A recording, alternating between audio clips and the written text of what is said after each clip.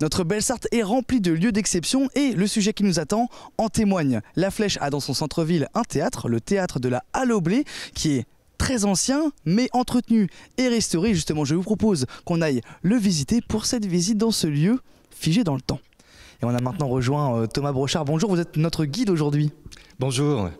Donc là, on n'est pas vraiment dans le théâtre encore, on est dans le hall et donc c'est là que vous faites la présentation d'habitude d'entrée de visite. Voilà, je présente ici un peu l'histoire du bâtiment qui n'était pas dédié du tout au théâtre autrefois. Le bâtiment accueillait une halle au rez-de-chaussée et l'hôtel de ville à l'étage. Et c'est plus tard, en 1839, qu'on a ajouté cette troisième fonction, le spectacle, avec un petit théâtre à l'italienne. Alors il a fonctionné jusqu'en 1947, il a été abandonné pendant une cinquantaine d'années et depuis 26 ans, depuis 1999, il a été entièrement restauré et il accueille de nouveau de nombreux spectacles tout au long de l'année. Donc justement, ce théâtre qui était à l'abandon, pourquoi il y a une volonté de la Flèche justement de le remettre en vie, de le restaurer ? Eh bien donc il y avait des Fléchois qui se sont réappropriés cette salle grâce notamment aux Journées du patrimoine dans les années 80. Une association s'est formée, la ville a été partie prenante, a trouvé des fonds pour la restauration du bâtiment et en particulier de ce petit théâtre. Qu'on va aller voir tout de suite une très belle restauration, je le dis d'avance, et donc on va pouvoir se diriger vers les escaliers. C'est parti. Alors on laisse durer le suspense encore un peu, on n'est pas encore dans le théâtre, mais on va faire un point sur cet escalier qui est justement d'origine. Voilà, c'est l'escalier d'origine. Mais en fait, il y a plusieurs escaliers. Ici, il y a deux escaliers. Il y en a un qui mène au premier balcon, qui étaient les places les plus chères autrefois, et l'autre, le parterre et le second balcon qu'on appelle le poulailler, les places qui étaient moins chères. Et donc on distinguait un peu, on se séparait en fonction des moyens financiers qu'on avait. Alors aujourd'hui, je vous rassure, c'est le même tarif où qu'on soit dans le théâtre. Okay. Et donc pour le coup, maintenant pour monter dans le théâtre, tout le monde emprunte cet escalier ou pas forcément ? Voilà, on peut emprunter cet escalier ou l'autre qui est au fond. Et cet escalier mène aussi au parterre aujourd'hui. Très bien, alors empruntons-le. Alors ça y est, on entre dans le théâtre, par la porte d'entrée finalement, assez logique, au parterre. Donc qu'est-ce que vous dites aux visiteurs quand on arrive dans cette voilà, magnifique pièce ? Déjà, je les laisse s'installer, s'asseoir, prendre un peu le pouls, l'atmosphère, l'ambiance de cette salle qui est très feutrée, très intime. Il y a une atmosphère vraiment particulière. Et puis ensuite, je commence à expliquer déjà ce que c'est un théâtre à l'italienne. Et ensuite, je vais détailler vraiment tout le décor de cette salle. Donc il y a une partie du décor qui est d'origine, qui a été restaurée. Et puis il y a une autre partie du décor qui a été refait de manière authentique, c'est-à-dire de la manière la plus proche que ça pouvait être dans la première moitié du 19e siècle. Donc par exemple, tout ce vert qu'on voit autour, à la base, c'était pas vert, je crois. Alors, à l'origine, c'était vert. Il a été refait d'une autre couleur plus tard. Et les restaurateurs, justement, en cherchant sur les murs, en grattant les portes, ont retrouvé la couleur et le motif d'origine. Et on a fait appel à une entreprise capable de refaire, par exemple, des papiers peints, comme on faisait au 19e siècle. Et vous me disiez qu'il y avait une superstition sur la couleur verte, c'est ça ? Oui, normalement on dit pas de vert dans un théâtre. Ici c'est une particularité à la Flèche, on a du vert qui domine. Alors attention, pas de vert dans un théâtre, alors je l'explique pendant la visite pourquoi. C'est essentiellement sur la scène pour les artistes. Dans la salle c'est moins gênant, même si, je vous le concède, rares sont les salles en France qui sont de couleur verte. En termes de capacité, vous me disiez qu'aujourd'hui on a environ 150 places, 130, 135. Mais à l'époque c'était blindé à l'intérieur et c'était beaucoup plus. Voilà, on avait 400 places dans ce théâtre, donc j'explique aussi lors de la visite un peu l'ambiance qu'il y avait, qui était un peu particulière, on était assez serré, c'était assez inconfortable. Il y avait de la lumière, il y avait du bruit, il y avait de la fumée. On parlait, on mangeait, on fumait. Voilà, c'était un lieu de vie sociale, un lieu de rencontre aussi, en plus d'être un lieu pour venir voir un spectacle. Le tout en même temps qu'une pièce se jouait sur scène. C'est ça, en même temps que la scène. C'était vraiment un lieu de rencontre, un lieu de vie sociale. Donc ensuite, on va peut-être pouvoir se diriger vers les coulisses où il y a aussi toute une partie explication et ensuite arriver sur scène où on fera un lever de rideau incroyable pour découvrir la salle vue de la scène. Je vous propose qu'on y aille, c'est parti. Et avant d'arriver dans les coulisses, Thomas, on passe par cette pièce qui s'appelle le foyer. Voilà, actuellement c'est le foyer du théâtre, donc c'est une pièce où on reste avant ou après un théâtre, ou pendant les entr'actes, quand il y a des entr'actes, pour se retrouver. Des fois, on peut boire un coup, on peut rencontrer les artistes à la fin d'un spectacle. C'est très, très agréable, très, très chaleureux. Mais autrefois, c'était une salle de l'hôtel de ville. Donc, il n'y avait pas de foyer dans ce théâtre, contrairement à tous les autres théâtres. Alors donc les spectateurs qui étaient installés de manière assez inconfortable, ils n'avaient qu'une envie, c'était de sortir dehors pour aller se prendre l'air, boire un coup, manger quelque chose, dans les cafés qui étaient répartis tout autour de ce théâtre. Et là, on se dit comment ils faisaient pour être au courant que le spectacle commençait ou qu'il reprenait, quoi. Voilà, et c'est pour ça qu'on a une cloche encore présente ici, qui permettait à un sonneur de cloche de prévenir les spectateurs que le spectacle allait bientôt reprendre. Ça permettait de les rameuter et qu'ils reviennent rapidement reprendre leur place. Ça, c'est une cloche de l'époque ou c'est un exemple? C'est la cloche de l'époque qui servait à rameuter les spectateurs. Ah, c'est incroyable. Okay. Très bien. Bon, bah, nous, ça nous a rameuté. Je propose qu'on parte en coulisses maintenant, voir un peu la partie que les visiteurs ne voient pas d'habitude, quoi. Et on est dans la partie coulisses. Donc là, vous venez de voir à l'instant la partie technique, on va dire, où le matériel est rangé. Mais là, on est dans la partie coulisses qui, finalement, n'est pas très grande, mais déjà plus grande que l'espace qu'il y a sur scène, quoi, en fait. Voilà, c'est un tout petit dégagement en fait qui permet aux artistes de se préparer avant de rentrer sur scène.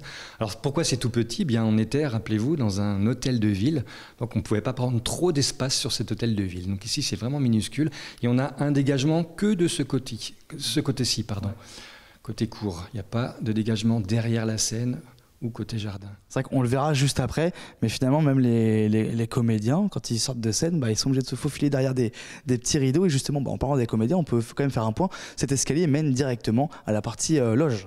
Voilà, les loges, pareil, ne sont pas très accessibles. On les a mises dans les combles du bâtiment. Il faut emprunter cet escalier pour pouvoir y accéder.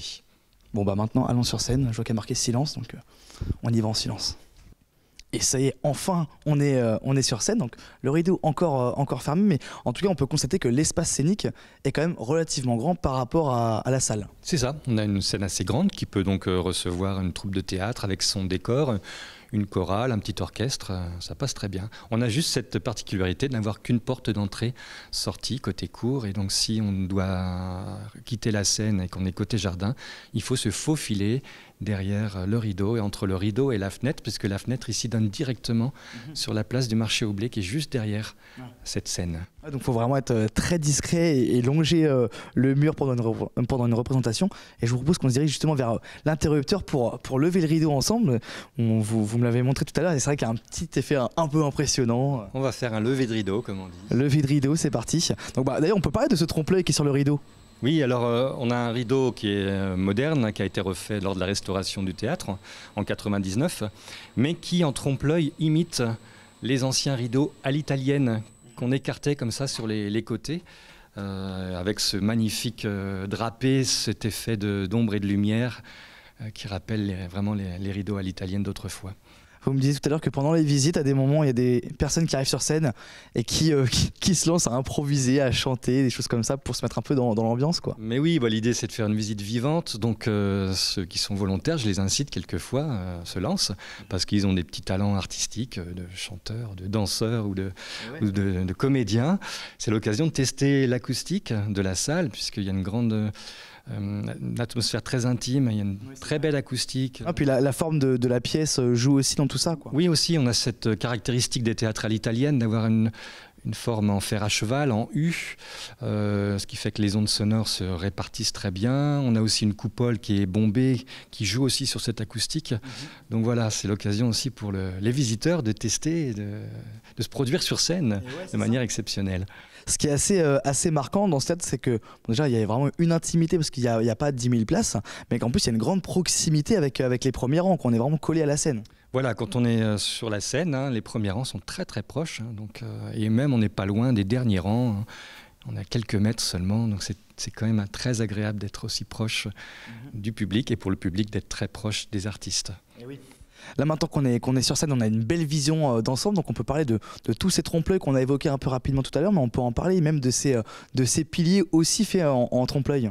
Voilà, on a refait lors de la restauration des piliers en trompe-l'œil, on appelle ça un faux marbre, ça imite le marbre, notamment le marbre qu'on trouve dans la région du côté de Sablé, le marbre noir veiné de blanc.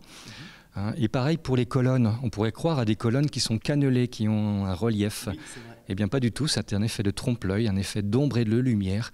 Et ce sont des colonnes qui sont parfaitement planes. Voilà. Et puis on a d'autres décors alors qui ne sont pas en trompe-l'œil. Et notamment, je mets en relief les toiles qui sont peintes sur les 2 garde-corps des 2 balcons. Ce sont les toiles d'origine de 1839. Et ça, c'est quand même assez fou. Voilà. Alors, lorsqu'on a repris le théâtre, elles étaient abîmées. Donc, les restaurateurs les ont restaurées. Mais on n'a pas touché au motif. C'est le même motif qu'à l'origine. On a juste nettoyé, refait un peu de couleur. Et c'est intéressant de voir à quoi ressemblent donc, ces différents motifs. Puisqu'au premier balcon, on a, à chaque fois, on a 11 médaillons avec des accessoires de spectacle. Et on retrouve des accessoires de musique, des accessoires de décor de spectacle, un masque, etc. Bah justement, je me demandais si on connaissait justement la signification, parce qu'on voit un peu des sortes de têtes de dragon, un peu, ça fait un peu penser aussi à des oiseaux, on ne sait pas vraiment quoi. Alors au deuxième balcon, on a des dragons, effectivement, des monstres. On appelle ça des chimères. Ouais, ça me faisait penser aux chimères, justement. Et moi, je parle même de grotesque. Grotesque, ça vient de l'italien, grotto.